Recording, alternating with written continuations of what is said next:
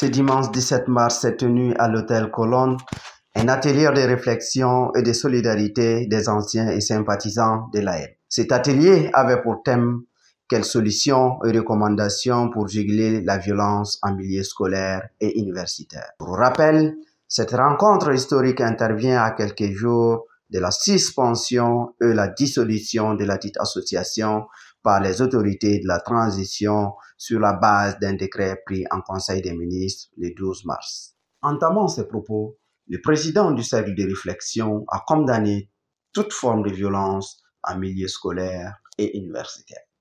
Nous condamnons avec la dernière énergie toute forme de violence. Nous demandons solennellement que la justice passe dans toute sa rigueur. Chers invités, en ces temps troubles, en ces temps difficiles pour notre pays, pour l'Afrique et même pour le monde, quelles solutions et recommandations pour juguler la violence en milieu scolaire et universitaire?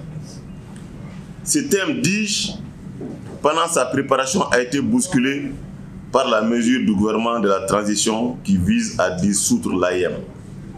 Cette mesure annoncée dans la nuit du mercredi passé a fini de nous convaincre que le thème est plus que d'actualité et que la réflexion doit être poussée plus loin. Nous sommes convaincus que pour ne pas faire comme un médecin qui casse les thermomètres pour faire baisser la température chez un patient, nous devons, anciens acteurs de l'AM et pour certains anciens acteurs du 26 mars 1991, faire preuve de plus d'imagination pour trouver les meilleures réponses. Pour lui, l'occasion était bonne pour exposer le caractère général de ces violences en milieu de jeunes dans la sous-région et appelle à une issue favorable à cette situation. Près d'un élève en Côte d'Ivoire sur 3, soit plus d'1 366 élèves, dont 1 207 000 dans les primaires, sont touchés par la violence. Pour dire que ces violences ne sont pas spécifiques au Mali et encore moins à l'AM. Les violences en milieu scolaire et universitaire sont de plus en plus un phénomène préoccupant. Durant les dernières années, plusieurs universités marocaines ont été des scènes et d'actes de violence jusqu'à l'homicide. C'est pour dire que c'est un phénomène qu'on ne peut pas dissoudre au détour d'un arrêté ministériel. Le CRS, cercle de réflexion et de solidarité des anciens et sympathisants de l'AM, est disposé à s'impliquer de façon bénévole pour la recherche de solutions à la violence, car les premiers perdants dans les violences sont les étudiants eux-mêmes. Le CRS est résolument engagé à travailler à contrôler et bannir la violence en milieu scolaire et universitaire. Le CRS ASAM est convaincu que la dissolution de l'AM n'est pas la solution d'un phénomène sociétal plus complexe et plus chronique. M. Abdul Salam Togola, dans sa prise de parole, a rappelé l'historique des luttes de l'AM et l'abandon en plein vol de certains responsables de ce milieu à un moment où l'AM était en difficulté.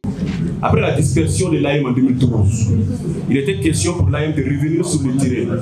Pour revenir sur le terrain, il était question de rassurer d'abord ses militants, avoir la confiance de ses militants et réinstaurer le partenariat entre elle et ses partenaires.